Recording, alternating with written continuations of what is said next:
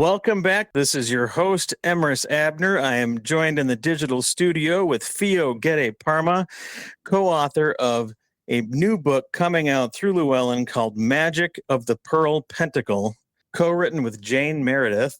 There will be a link in the show notes for everybody after. But welcome, Theo. I'm glad you're here.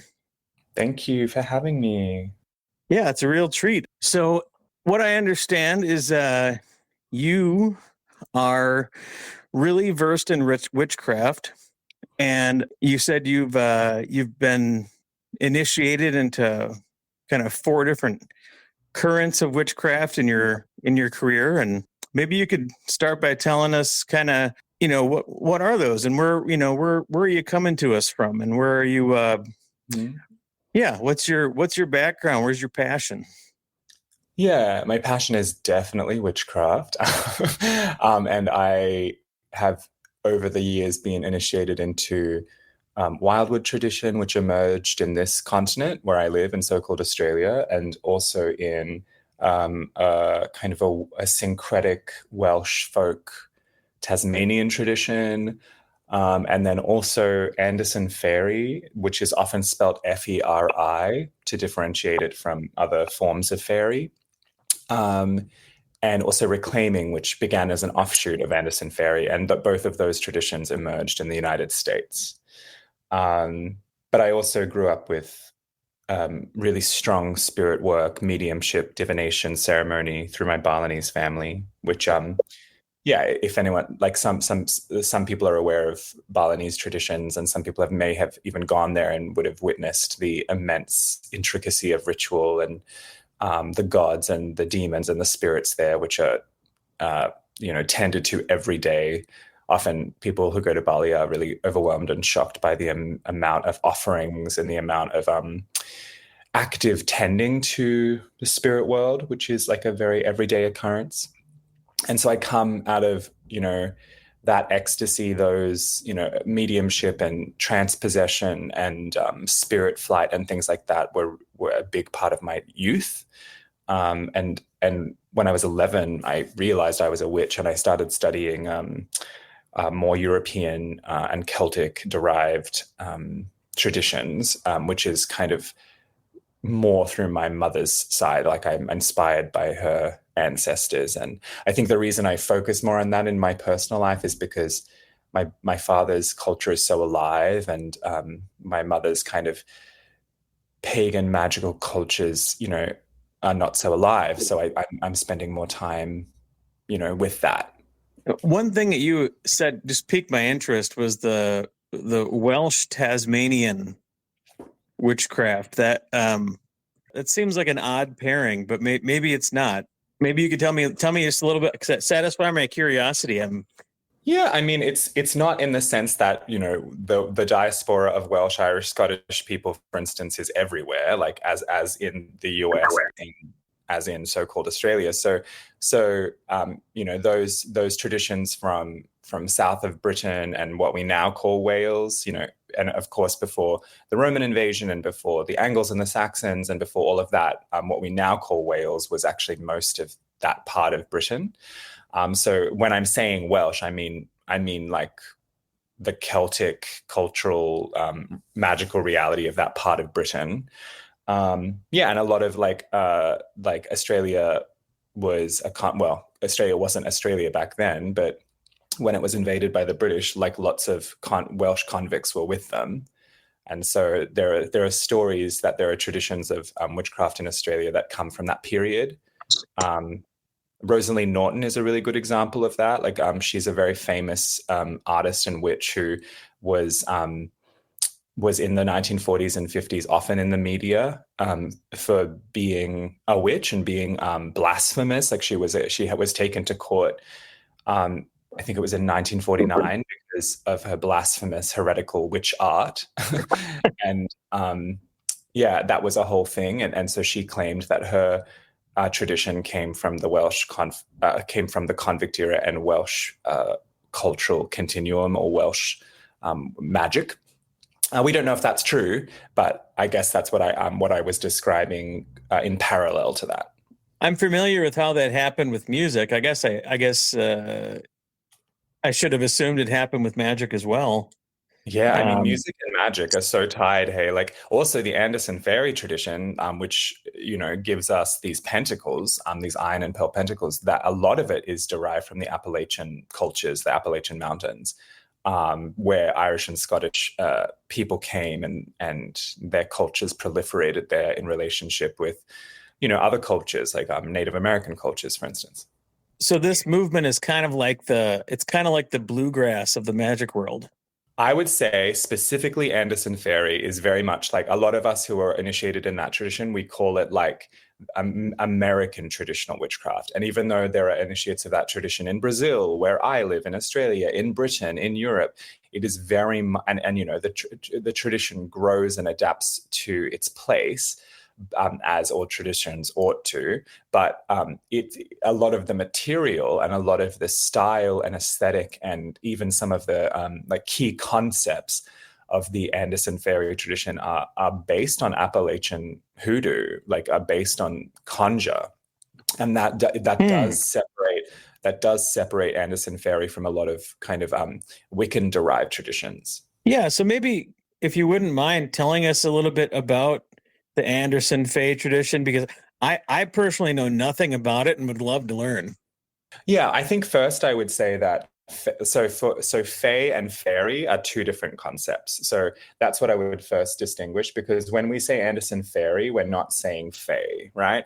So and the word fairy got attached to the Anderson, what we now call the Anderson fairy tradition, in like the 80s, but its roots are in the 30s and 40s and 50s. And Victor Anderson, who was born in New Mexico, he moved with his family, and a lot of people moved at the time of the Great Depression. They moved from those southern states to the West Coast to do things like pick fruit, for instance, which you Hmm. might be aware of. And so when he was there, he met a group of people who were in the town in Oregon. This happened in Oregon. In the town, they were known as good Christians, and they were, because this kind of like Christian witch thing is very common, actually. But actually they were also a coven. They were also a group of witches. There's books that talk about the name of that coven, easy to find. But he was brought in 1932 into that coven in Oregon, and he was initiated then. And then he practiced with them for a while, and he was always a bit tight-lipped on that, because the reason he was tight-lipped about who they were, we actually do have the names of the people of that coven, and we keep it private. We know some of the grandchildren who are still alive, who were in that coven, and who practice the craft. And we keep it private because those families some of them are still quite Christian and live in Christian towns, and we don't want to harm them, right? And that's a Yeah. very real thing. But so that is one of the roots of the modern Anderson fairy tradition, which just used to be called the craft. And I think a lot of people forget that a lot of these traditions of witchcraft these days had to name themselves, or were named by competitors. And so, like the Gardnerian tradition, for instance, was never called that by Gardner himself or any of the early high priestesses. It was one of the famous stories of that. It was called kind of Gardnerians dismissively and flippantly by Robert Cochrane, who was a traditional witch who kind of hated them, right? So, Hmm. and so same with Anderson Fairy. And Anderson Fairy, they just called it the craft. They didn't differentiate their tradition until basically Gardnerian-derived style witchcraft ended up in the States in 1963 through Raymond Buckland, and actually a little bit earlier in the Central Valley, but that's kind of more mysterious. And But basically, there were already witch families and witch groups around. They weren't obviously very public. And Victor and Cora met in 1944 and were married. And Cora was from Alabama, and so she had a lot of that, root doctoring. Her grandfather was known as a druid, which was a term of great respect in her community. Not literally like an ancient Celtic druid, but that term druid was used in Alabama at the time to refer to like a wise man, in the same way that we would say cunning woman or wise woman, or even use the word white witch for some cunning practitioners. Yeah, so it comes out of that milieu basically, and so it's very American in that sense. It's a very American, and then basically one of the early initiates, Gwydion Penderyn, who died unfortunately very early in his life. He was a poet, and he was full of the fire in the head, and he suggested that they call it the fairy tradition, based on the fact that sometimes Victor spoke about the fairy doctors of Ireland and Scotland, which is also a huge river of inspiration into the tradition. And so I guess Gwydion took that and ran with it, and then it became known as the fairy tradition. But then because people kept getting confused about what kind of fairy tradition it was, they added their last name to it, right? So they called it Anderson Fairy. And so that's how we talk about it now, because we want to, I guess because of, wanting to communicate specifically about what the context is. So what would be some main differentiating points between Alexander fairy tradition and Wiccan tradition? So between Anderson fairy tradition and Wiccan. So I guess the one so there are definitely many initiates who are from both traditions. I have many beloveds, very close beloveds who are Gardnerian or Alexandrian initiates. So from what I know, in Gardnerian derived traditions, there's a lot of like circle casting, very ceremonial style.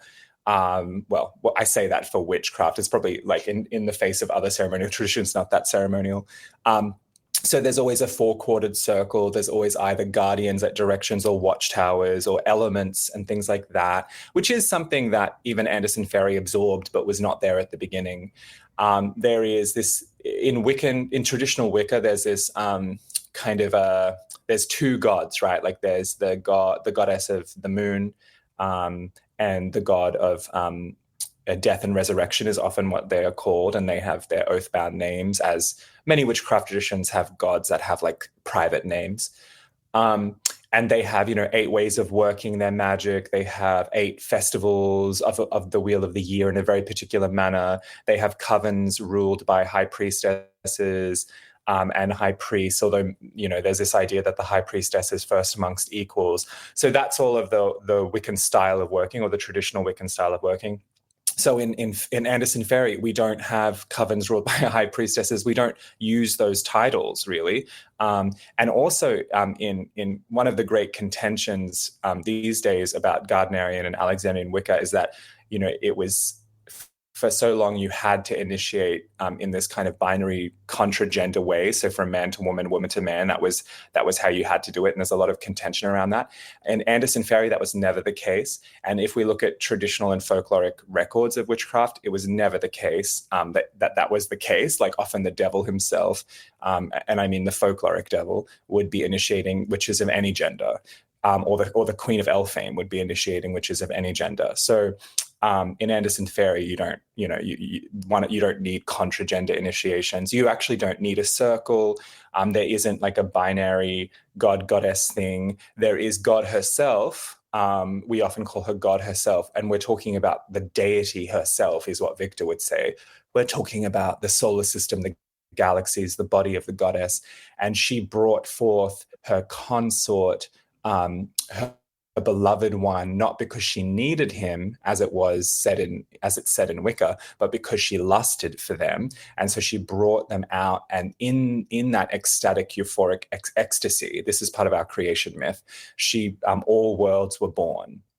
And so then other gods kind of appear as aspects of her infinite being, or as emanations, or as individual beings, all of the above at the same time.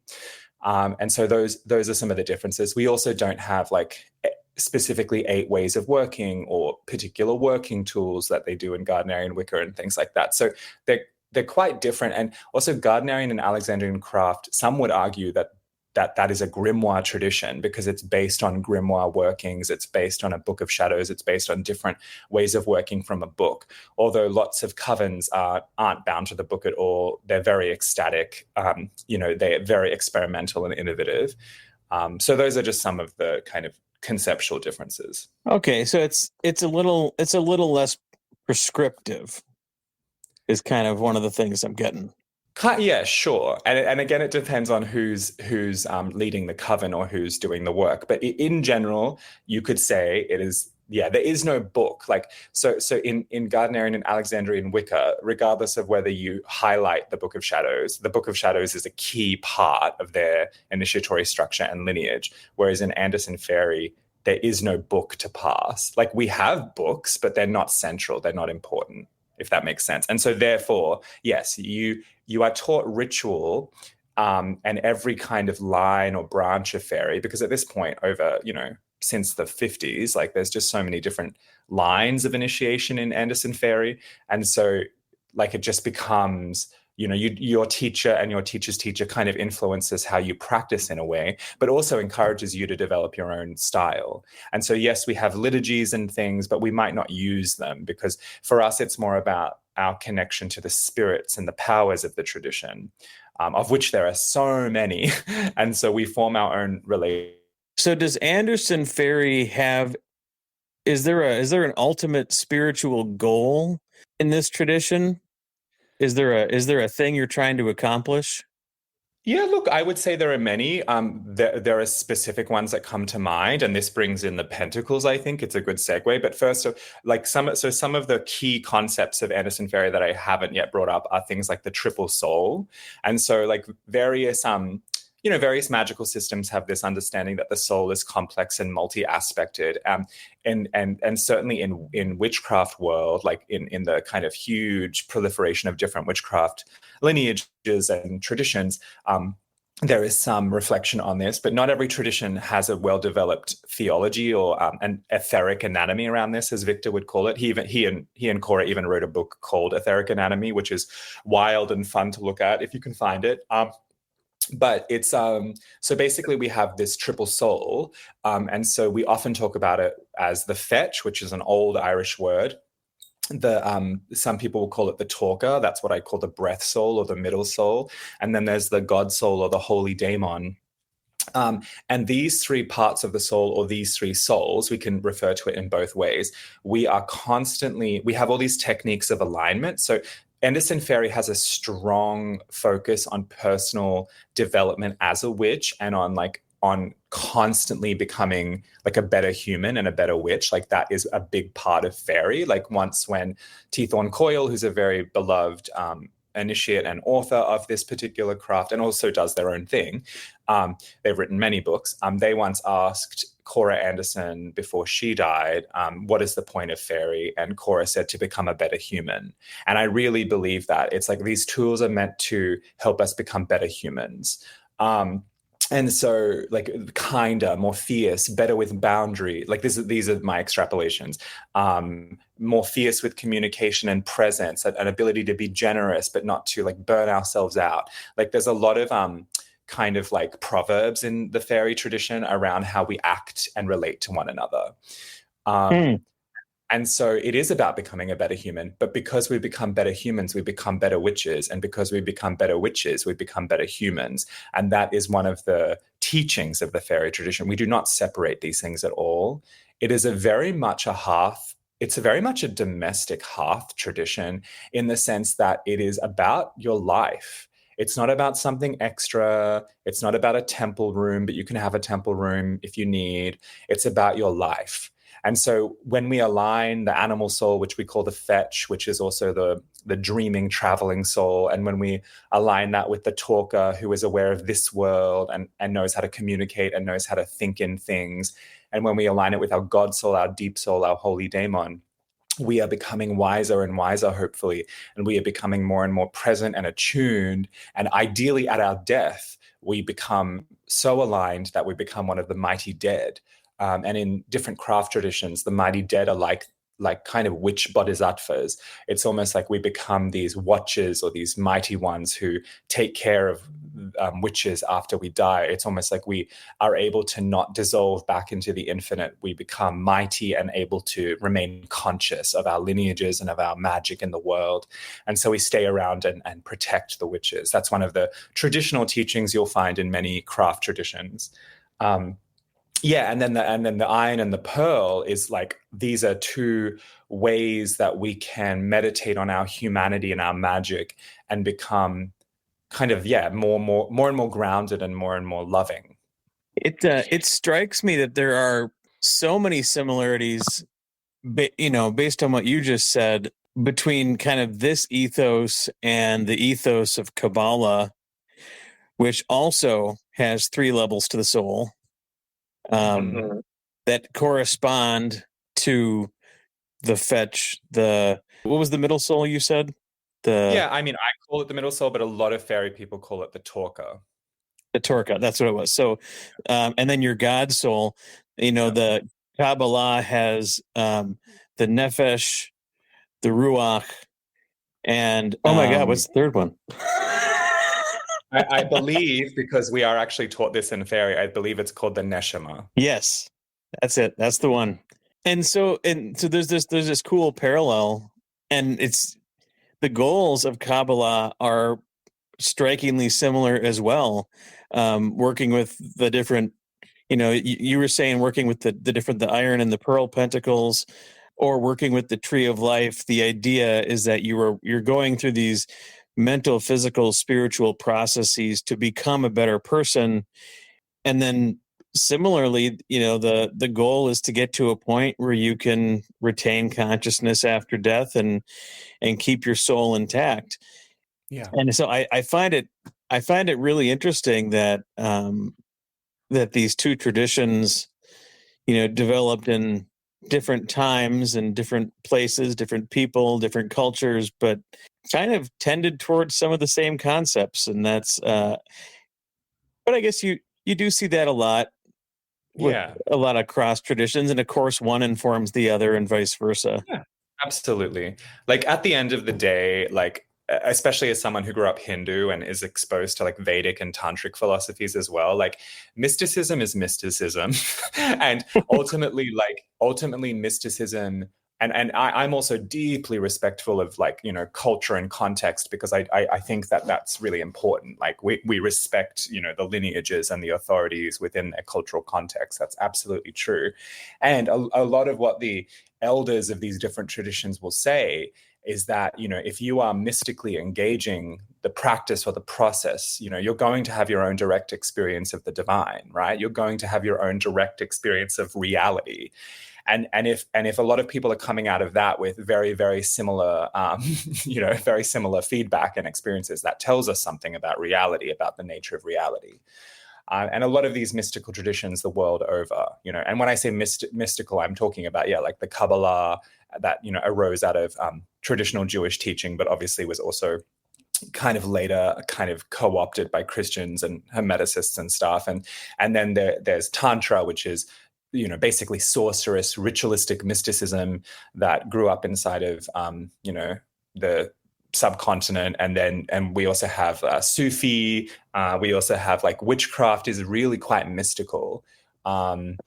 And so I think a lot of people think people who might not be witches or who are new to magic might look at witchcraft and the proliferation of like particularly spell books, and they might form this idea that the different witchcraft traditions are like just about casting spells. And we certainly know how to cast spells, but actually initiatory witchcraft is deeply mystical. And that's some of my favorite stuff. And for a lot of us, that which is deeply mystical and that which is deeply sorcerous, they are not different. In fact, those processes serve one another. I think so too. And I also think that the stuff that we call metaphysics today, I think was just going to be called physics tomorrow. I think we're going to find when when humanity gets nearer to the end of the rainbow, I think we're going to find that all these mystical traditions have had, they've had a piece of the pie all along, and they've known something that is true.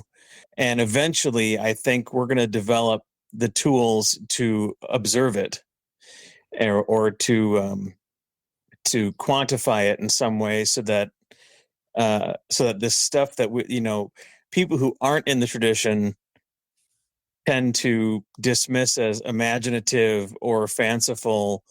I think in time they're going to find hard evidence that there is something there, and we've been tapping into it this whole time, trying to figure it out. Yeah, and also I would argue that the hard evidence is already there, and that there are many physicists and biologists and all kinds of different disciplines who already see it. Like there are studies and research that shows a lot of in different language, in their language, because they use, remembering that science is just models that are tested, hypotheses that are tested, right? So like I know so many working scientists, microbiologists, virologists, physicists who are witches, and they see no difference in what they're doing. Obviously, they're not very public about this because the overcultural kind of dualistic, materialistic paradigm does, but that paradigm is relatively recent, and it also only is sequestered to the Western world, really, and maybe some parts of communist China. But realistically, most people, it's something I always feel a great passion in reminding people. And because I grew up in Bali and with that connection, I have that leg to see, I have that leg in that culture to see this. A lot of people on this planet don't live in this materialistic, dualistic world that most Westerners do. And so actually the hard evidence is already there. And again, remembering that modern science is just models. Like people always think science is this like arbiter of truth. It's not. It's like an experimenter of models. That's what science is. So ritual and magic is also an experimenter of models, and ritual and magic is also just trying to get results. And I always like sometimes people say to me and they know me, they know that I'm a grounded, lucid individual, and they go, wait, so does magic work? Do spells work? I'm like, yeah, otherwise I wouldn't keep doing it for 25 years. like obviously it works. Just think, like, let's just, you know me, you know my life. Let's just think about this for a minute. Would I keep doing something that didn't have effect? And they're like, oh, absolutely not. And then I'm like, there you go. And so even on that kind of just personal, intimate level, I've watched people who are not interested in magic whatsoever have like really big wake up moments, like really profound emotional wake up moments when they suddenly realize that, someone they know very well is practicing magic, and not just in a conceptual way.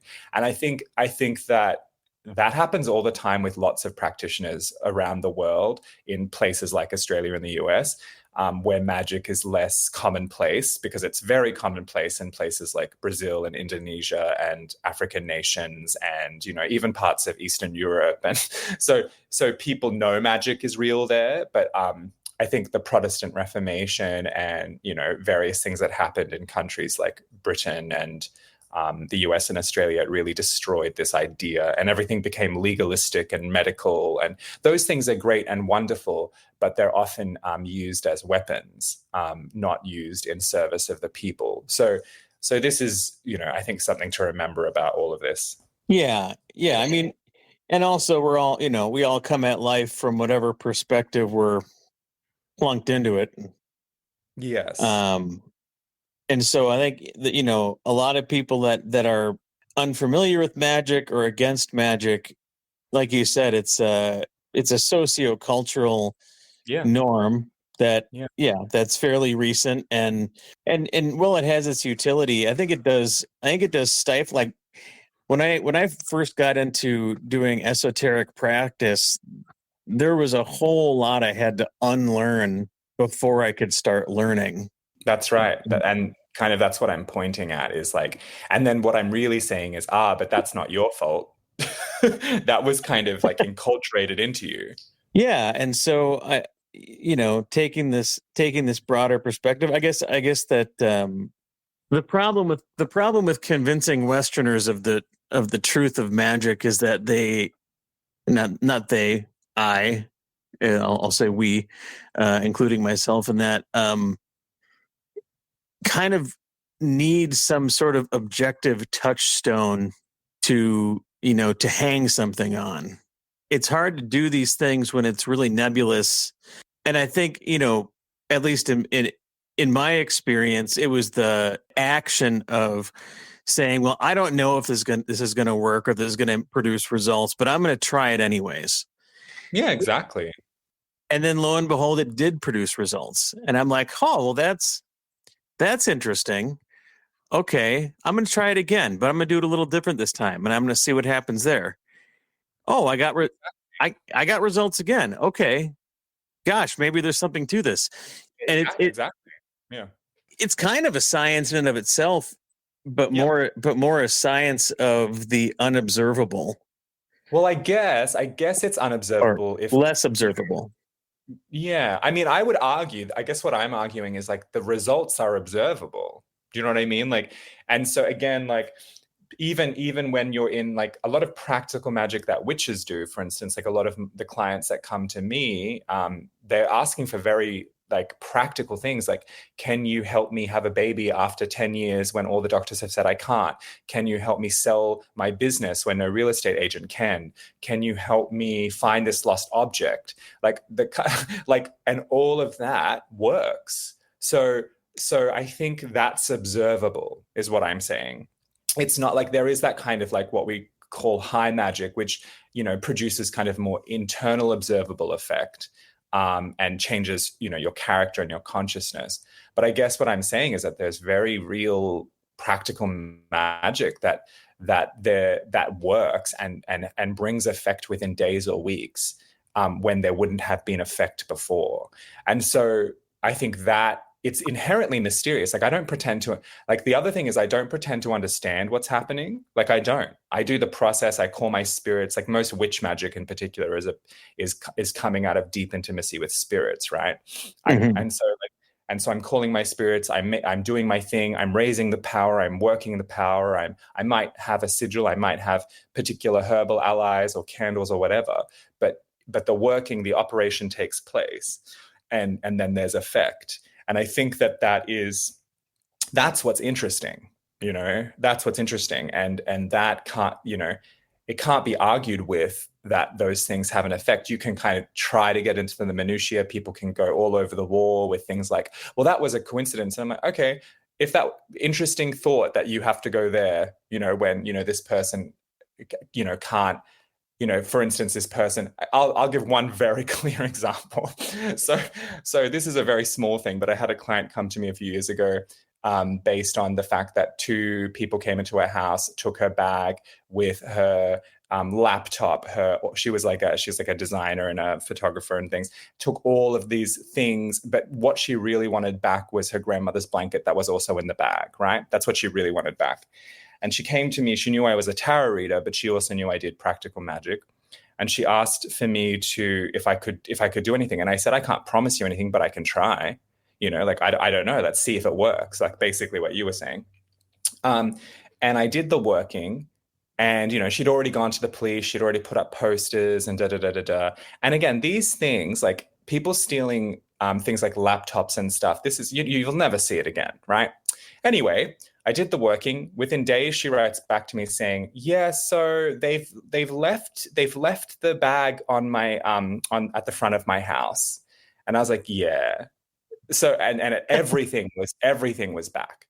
And so, and I know the process that I did. I know exactly, I basically, did a working to terrify these two people so they would bring it back. And the effect is that it was brought back. And again, I can't pretend to understand how that happened metaphysically. All I know is that for 25 years of my life, magic works. And sometimes when it doesn't, there are also, like in the few instances where I've been like, why isn't this working?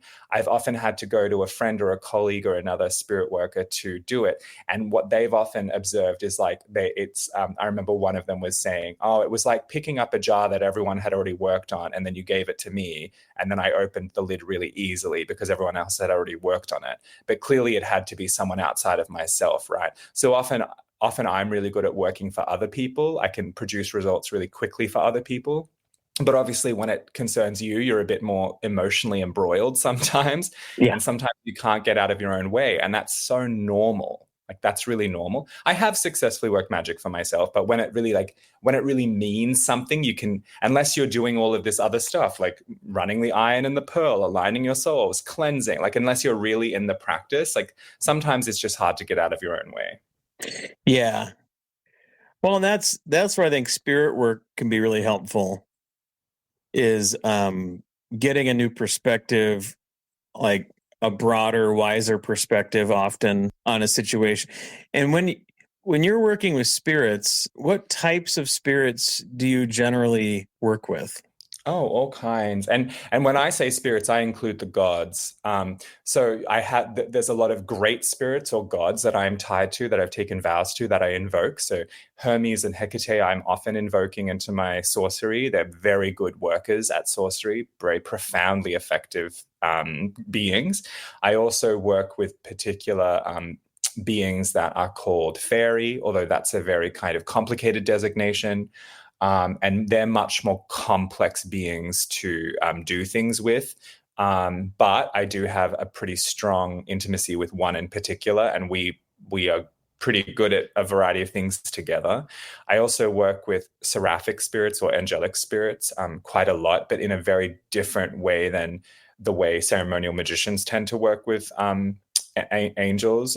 In witchcraft, actually, people are often surprised that in traditional witchcraft we work with angels, but we do. And so I work with them. I work with the mighty dead and the ancestors. I work with animal spirits. I think most witches are working with multiple spirits, and that's also kind of like a big, it's very witchy to have like multiple people we can go to. Yeah, well, I mean, it makes sense too, because I mean, if you got a car problem, you call the mechanic. If you've got Yes. if your roof's leaking, you call a carpenter. So why not have a whole panoply of spirits that have different skills and expertise sets that you can call to your aid when you need them? That makes perfect sense to me. Yeah, totally. Being a ceremonial magician myself, the idea of using angels differently, that piqued my curiosity too. So how would you say you use them differently from how a ceremonial magician might use or might work with them? Yeah. Well, definitely we work with them. A lot of witchcraft is deeply erotic, and so I will just say that often the way in which witches work with spirits is deeply erotic, and so it is not uncommon, especially in traditional craft, to call down certain seraphs and to have erotic encounters with them, and through that maybe there's the goal to produce results in the middle world, or maybe it's more mystical. Those are some of the ways. Also, a lot of witchcraft is about mediumship and trance possession, and so sometimes we're directly allowing them to speak through us. Although I'm aware that happens in multiple modalities of magic. We often call them into particular urns with sigils, and that kind of gives birth to this idea of like the genie in the lamp. That's pretty ancient, that practice. And so there's various ways that we engage them, but I would say primarily there's an erotic way that we engage them. Yeah, I do find that ceremonial magicians can be a little stuffy when it comes to that. Yeah. Not all, and I'm being broad brushstroke, but I'm just kind of, I notice there's a difference in like the web or the texture of our rituals. Well, I think it stems from, because a lot of ceremonial magic is, heavy grimoire tradition, and really, for whatever reason, really focused and centered on medieval Europe as being like some sort of spiritual hotbed of enlightenment. I don't know that it really was any more than any other time in history, but Correct. Yeah. but that's what people have chosen to put their time and energy into. And at that time and place, the general feeling was kind of like, well, angels are these high-minded, lofty beings. They don't do menial work like help us find love or help us find things we've lost or help our business. And they certainly don't want to have erotic encounters with us. But in practice, I think that's just wrong. Well, it's actually wrong in the folkloric record too. Like one of the core threads of traditional witchcraft for most of us is the cosmology of the watchers. And if we're looking at the Book of Enoch and this concept of the fallen angels, like this idea of Azazel and Shemyazzar leading these rebellious angels to literally have sex. It talks about the sons of God, who are the watchers, and the daughters of man, and they come down to Mount Hermon and they have sex with these daughters of man. And the idea, the legend, the teaching is that from this union comes the witches. So this is really core and important to witchcraft, this myth. Which is ancient and from the book, and comes out of the Book of Enoch and various other kind of cultural interpretations of that. But it also precedes that, the idea of these shining ones that come down from above and marry into different human populations. That's a pretty cross-cultural teaching. Yeah, and in the Book of Enoch, it's also I think an interesting footnote that, well, in that text, that the angels that did consort with humans were, punished, looked down upon, Yes. etc. But it was Enoch who then went and kind of helped speak on their behalf a little bit. That's He true. kind of stuck up for them. I think if that book were written nowadays, it would have a totally different flair, and we'd see Enoch going up and giving God a piece of his mind and being like, this is totally whack. What are you doing? They didn't do anything wrong. What is, and sticking up for these people. But that, that act is kind of what exalted him and what set him apart from the other angels, or the other, because he wasn't an angel at that time, but his act of sticking up for those watchers and for humanity is kind of what got God's attention and got him transformed into an angel in the first place. Yeah, there's so many interpretations, because we have to remember the cultural context and the mystical context of what we're reading. And then also, and then do we even know anything about that? And what filter are we looking at it through, et cetera, et cetera. And so I guess I'm speaking more to the witchcraft understanding of these stories. But yeah, essentially, yeah, angels and people having sex is as old as time. Yeah. So why deny it? Why deny that it's part of the history, part of the tradition? And there's also the subject of your book, the pearl, pentacle, and the iron. So your tradition has a different understanding and use for the idea of a pentacle than does my tradition. So maybe we can talk about that a little bit too, because in ceremonial magic, pentacles are pretty specific talismans for pretty specific purposes. It seems like the way that you're using the iron and pearl pentacle is more of like signposts on the road of life. Yeah, no, what you just said is a really great summary. They can, specifically the iron pentacle, can be utilized in a really sorcerous manner, and there are techniques that we're taught to do that. But yeah, in general, so one of the stories I was passed by one of the elders in the tradition, who she told me that, and she knew Victor and was initiated by him, and so when she would go see him, he would often, if people wanted to study with him, and a lot of people in the Bay Area did, like they heard about this very powerful man and seer, and he was also legally blind. Most days he couldn't see, some days he could vaguely see. It depended on the day. So he was a very mysterious kind of otherworldly shamanic figure, right? And he lived in this like very humble house, with his wife who he loved, and and there were all kinds of witches who would go see him, and different occultists too, not just witches. And so if someone was wanting to study with him, he would ask them to recite the points of the iron pentagram or pentacle, and he went between saying those two words, and those two words do mean different things, but I think he probably just kind of felt they were cognates for each other. But he would ask people to recite, sex, self, passion, pride, power. Now, this is the 60s, and a lot of people were coming from really rabidly Christian mindsets, right? And to hear those words uttered in some chanting manner, right? So number one, like, that's just terrifying because it sounds like the 7 deadly sins, right? And so some people are some people are just terrified. And so a lot of people left, they couldn't do it. So he would ask people to recite it at least 3 times or do it, around and around. And because those words, they also carry a current.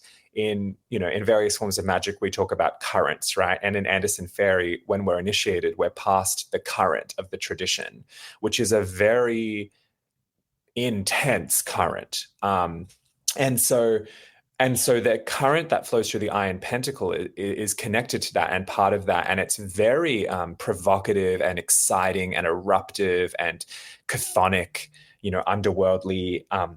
And so it's really confronting to people. So not only is it the words, but it's also the emotional kind of metaphysical current that is moving. So lots of people couldn't do it and they'd run away, basically.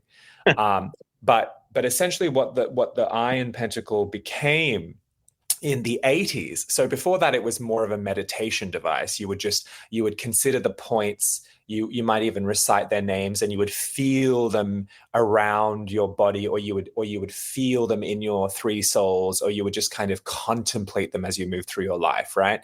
But in the 80s, there was an initiate, Gabriel, who was a very controversial guy, and he was the one who's kind of responsible for teaching the Anderson Fairy tradition in a classroom setting for money, which was the first time that ever happened, because generally in traditional witchcraft, you just don't charge money for that. That's very different to teaching a public class or something where you absolutely can charge money. But if you're teaching the tradition, like money passing hands is a big no-no. And so he was he was stepping on a lot of people's boundaries at the time. Anyway, he and some others basically innovated it so that you could run the current through the body. So, sex in the head, pride in the right foot, self in the left hand, power in the right hand, and passion in the left foot. And you're run it like that through your body, like an electrical current. And it works. Like, that innovation is a really useful innovation. Also, it's not a modern thing that we relate the spread-eagled human form to the pentagram. Like, there's lots of old glyphs of that. It's pretty intrinsic. We are a pentagram when we're laid out like that. And so on that level, when we say pentacle, we really mean pentagram. So it is so different to what I understand, my small understanding of Solomonic pentacles, for instance. But yeah, and then the pearl pentacle. So those points are actually higher. Some people would say higher octaves, or kind of more cosmic emanations of the iron. So sex becomes love, pride becomes law, self becomes wisdom, power becomes liberty, and passion becomes knowledge. And so when we're working the iron pentacle, ultimately, naturally, it will unfold and evolve as the pearl pentacle. So that's one of the teachings. And that makes a lot of sense. Just even thinking about the way that, our human lives run, turning power into law.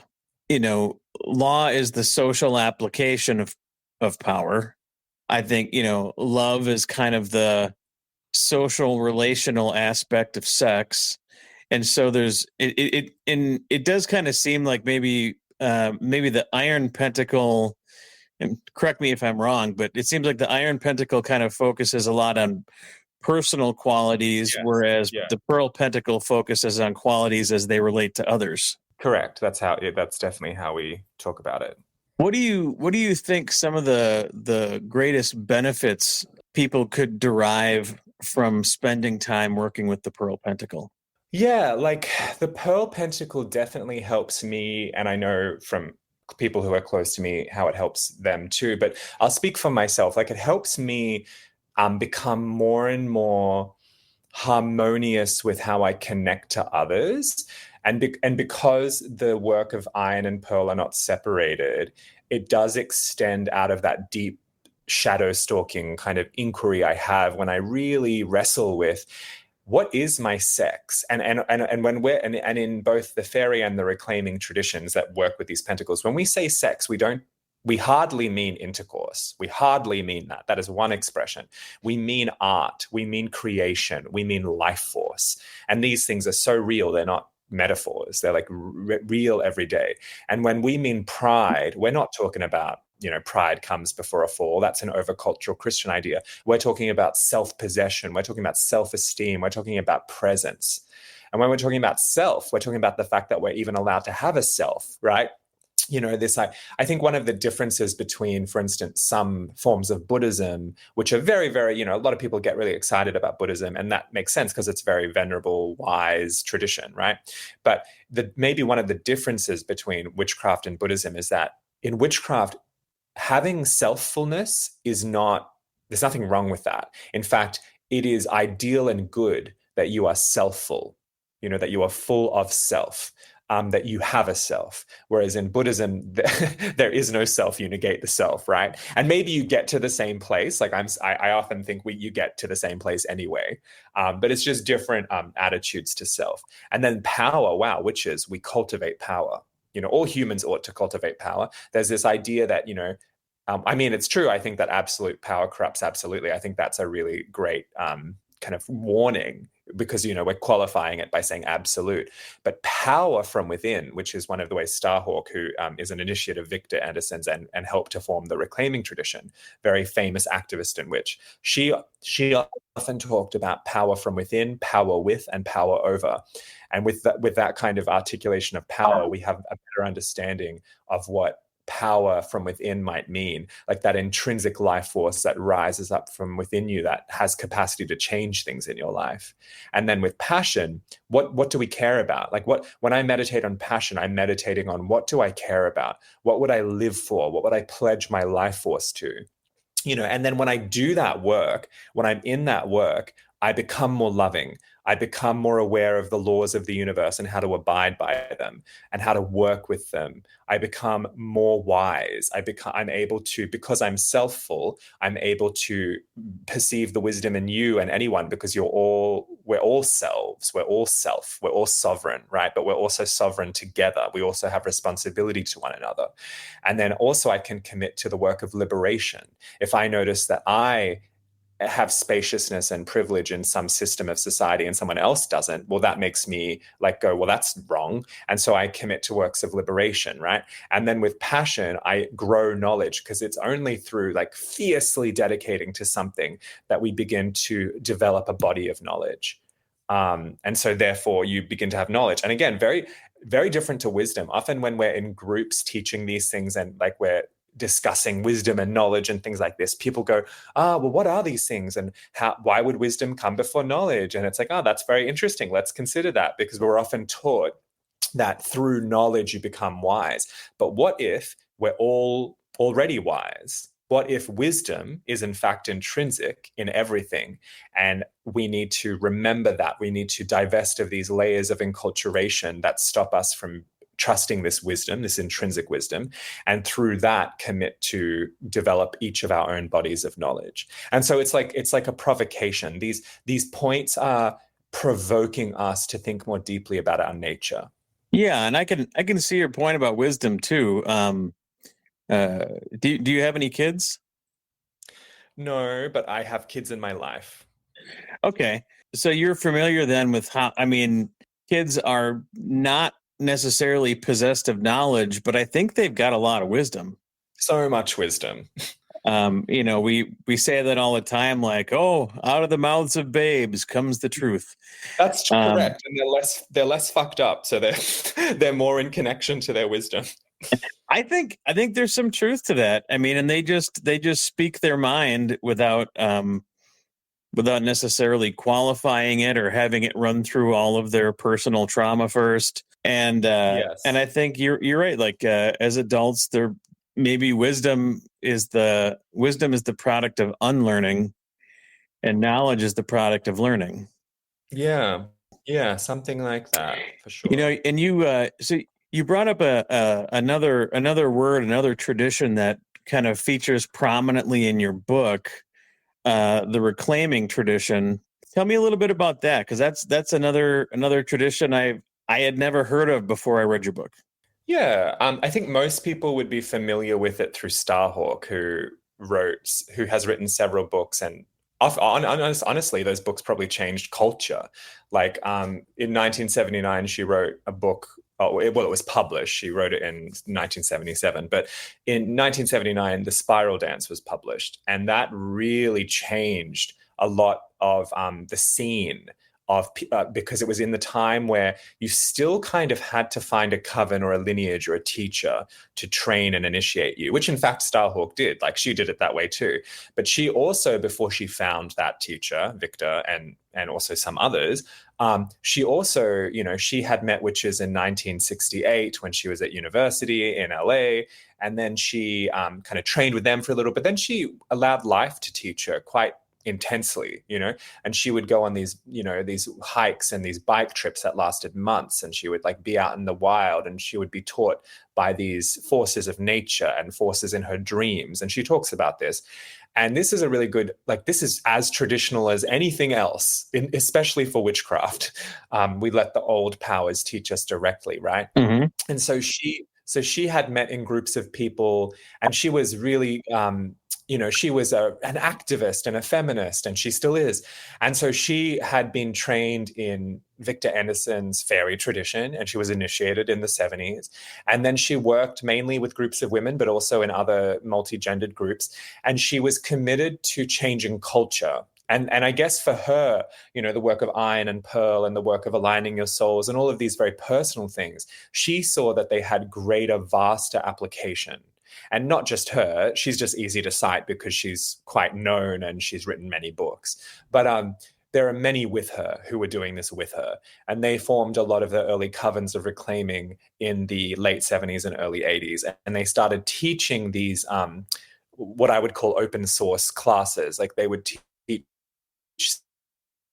6-week classes, like Elements of Magic they taught in the summer of 1980. They taught the Iron Pentagram. They taught the Pearl.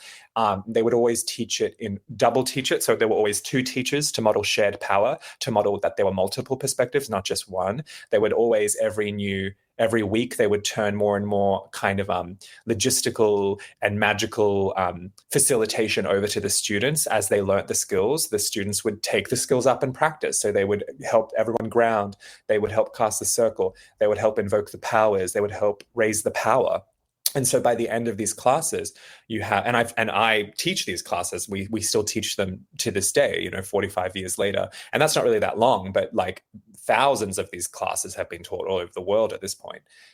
It's a really large tradition because even though we have initiation, like very formal lineaged initiation in reclaiming, you don't actually have to be initiated formally to participate or teach in the tradition. It's a very open source tradition, very anarchistic, operates very much by anarchistic feminist principles. And so it's deeply impacted parts of society that many witchcraft traditions have never impacted. Like, sometimes I'm in meetings, and in Australia, far away from San Francisco, and I see people using tools from the reclaiming tradition that they probably read in a book, or they probably got from someone who was trained in reclaiming, who was teaching like a facilitation or Greenpeace or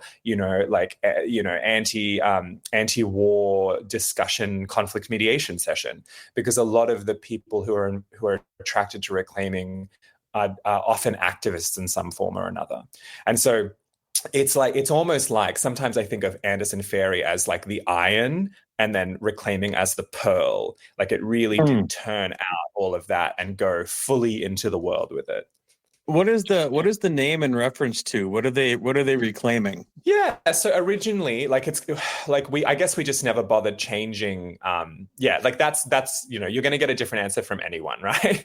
At the time, like, we still call it the reclaiming tradition in honor of the tradition, I guess. But early on, they were reclaiming the immanent life force. This was a group mainly of women, so they were reclaiming themselves as powerful. They were reclaiming the word witch from a deep history of malignment.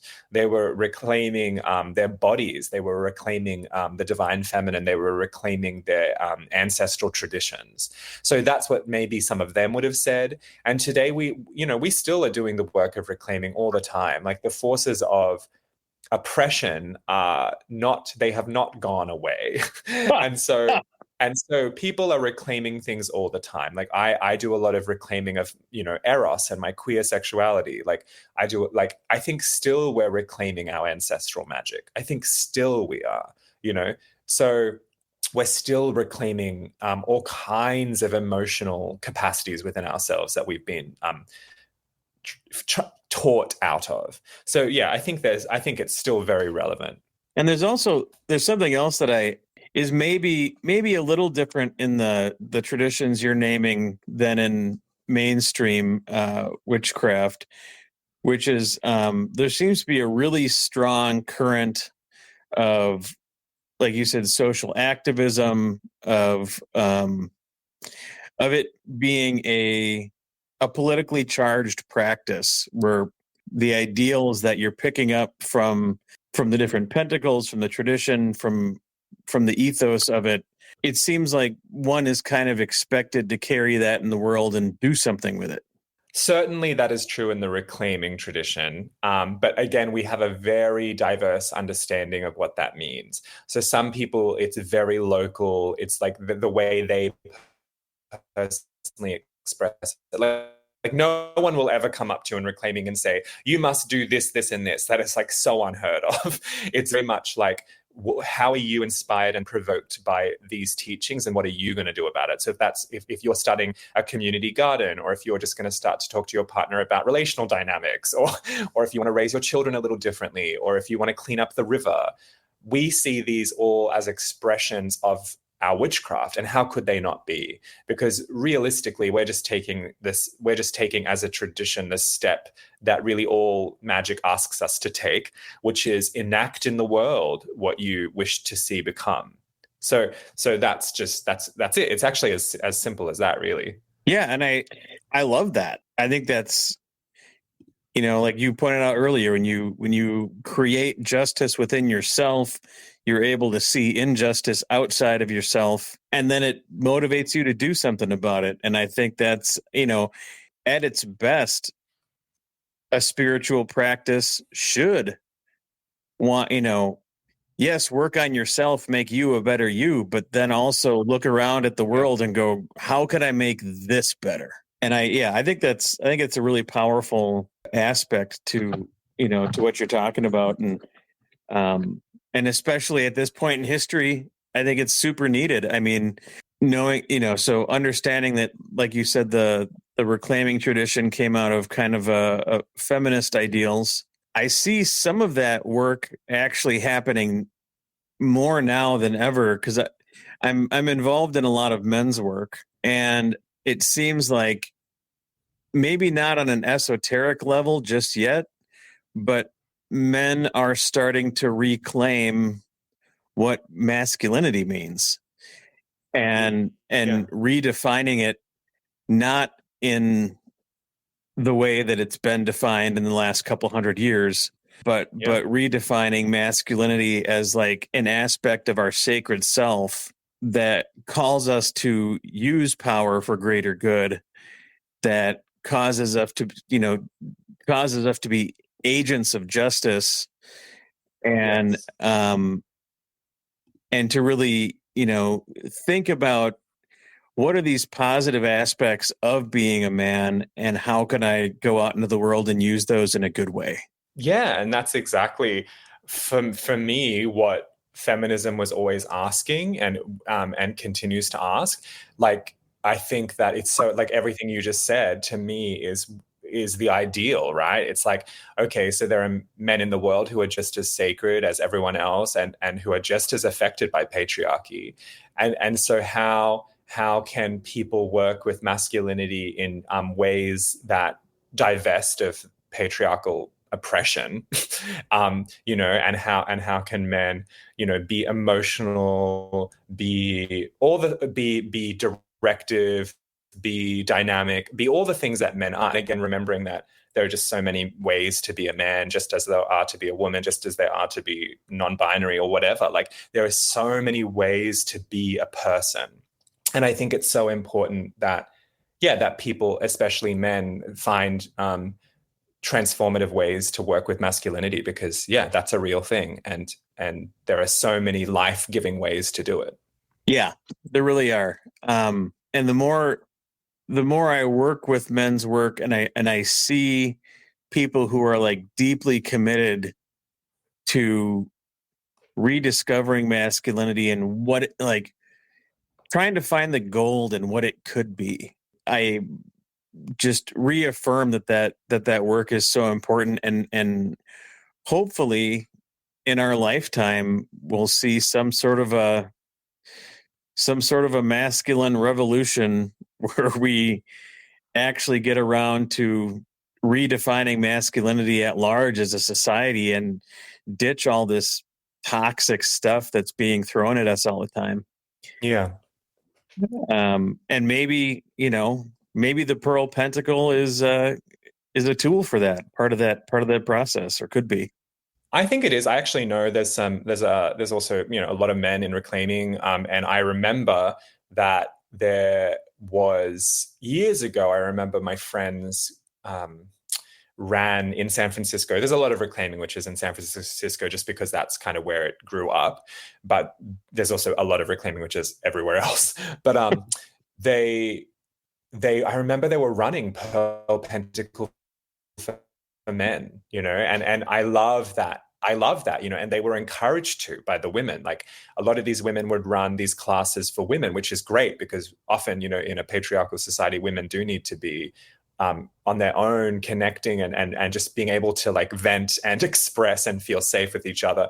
And then the men needed to be together too, to kind of work some shit out. And, and I love that, so I actually that inspires me to ask my friend Gwydion how that was for him, and it actually, what's really beautiful is I recall as well that it was the pairing, because it's always co-taught. The pairing was a gay man and a straight man teaching together.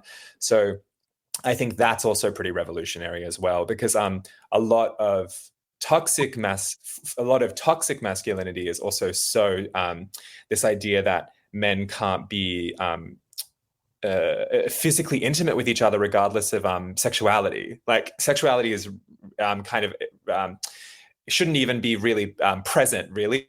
Do you know what I mean? Like, Yeah. I mean, obviously, like, you know, people can be sexual with each other if they're consenting to it. But I love when straight men or straightish men and gay or gayish men or whatever. I love seeing that intimacy between them, because it's like, it is actually revolutionary. And I know that there are other cultures in the world that actually already have that. It's quite common in Arabic cultures, for instance, for men, like straight men, to hold each other and hold hands down the street. Like that's really common. I see it also in Southeast Asia a lot. Not to say there aren't very toxic parts of those cultures, there are, but I think it's really beautiful to see men being physically intimate with each other, and it has nothing to do with sexuality. I think that's really profound. Yeah, I'd like to see more of that too. I think it's healthy and it's good, and I think it's really smart to have the the hetero and homosexual perspectives on masculinity in a class like that. Especially to show like, hey, there's lots of ways of being a man. Yeah. And well, I would ask you too, what projects or books or what's coming down the pipe for you? What are you excited about? I am writing a sequel to one of my books at the moment. So that's exciting, and that I don't know when that will come out, but I have a contract and I have to, hand that in by the end of this year. So that's exciting. And I often spend a lot of time teaching. So I teach a lot of long courses online, like sometimes 6 to 9 months long. So that's always exciting to me. I've started running these immersions in Bali, where I'm originally from. I did one this year and I'm running one again next year. And so that kind of like immersive, 7 nights doing ceremony and diving into specific mythology, that is exciting to me. Yeah, God, I just love living my life. Like, I love living my life with my beloveds, with my magic. It's very exciting to me. Like, I love that I worked really hard and do work really hard, but I love that for the last 15 years of my life, have just been able to be wholly employed in this manner, that I get to read tarot for people, that I get to help them magically, that I get to take the mysteries of the craft and make them relevant to people's lives and help people with them. I love writing. I love facilitating spaces of ecstasy. So this is, I love that that's just a part of my life, and I love teaching with people. Like I teach on my own a lot too, but it is definitely through my connection to reclaiming that I have fallen in love with teaching with others. So I often teach classes with one other person or two other people, and I find that multi-perspective facilitation to be great. I agree. I used to be a classroom teacher, and did some classes solo and did some classes with a team teacher, and it was always better with a team teacher. Always. Yeah, it's so exciting, and you get to learn, and yeah, it's like great. Well, and especially if that other person is, either different from you culturally or traditionally, or Exactly. just get some different perspectives on the thing you're teaching, and then it helps your students get a more well-rounded education, because not everybody learns the same and not everybody's coming at it from the same place. And so, yeah, having diversity there is good too. That's true. That's totally it. We're going to have links in the show notes, but maybe if people wanted to connect with you, what's the best way to, how do they get a hold of you? Yeah, God, I always find that it's an ever-changing reality. Hey, I mean, there's my website that has kind of everything on it, right? So like theogedeparma.com, it just has all of the things. So it has like my YouTube channel and various podcasts that I used to create back in the day, and my books and blogs and my Patreon, and like it's all on there. Or you could just Google me and you'd find various things as well. Do you prefer that people maybe take your courses before they work with you privately, or are those two different things for you? Yeah, so I do like I do, I still do the very, very private work of I have a few people I'm initiating into traditions, and as I said earlier, like there's no money at all that changes hands there. That's very private, but that's not like a thing I offer. And certainly I'm actually cycling out of that work because I've initiated quite a few people, and I'm tired and it's a lot. But I do work one-on-one. I do this thing called magical mentorship. And yeah, I do have a few prerequisites. And one of them is that either we've met in person, or that you've taken like a course of mine. So either one of those things. And that's just so that I have an idea of who you are magically, basically, so that I can, make an informed decision about working with you. And same with the person. But in terms of like any of these other classes, they're pretty much open to whoever wants to do them. Some of them have prerequisites.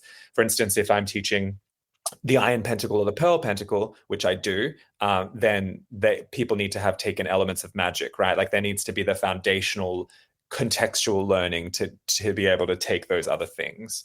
Okay, so if any listeners head to his website, that's where I would begin if I were you. Is check out those classes, and wow, I mean, I'm just buzzing from our conversation. I thought it was just great. I got all these ideas in my head now that I want to go write down before I forget them. Yeah, definitely. I go write the things you want to remember down. I always say that to people after trance work. Yeah, otherwise it just goes, doesn't it? Yeah. But I am so grateful that you took some time out of your day to chat with me and give our listeners something to think about, and it was a real treat hanging out with you. Yeah, you too. Thank you so much. All right, well, I guess we'll catch you on the flippity flop. Thank you.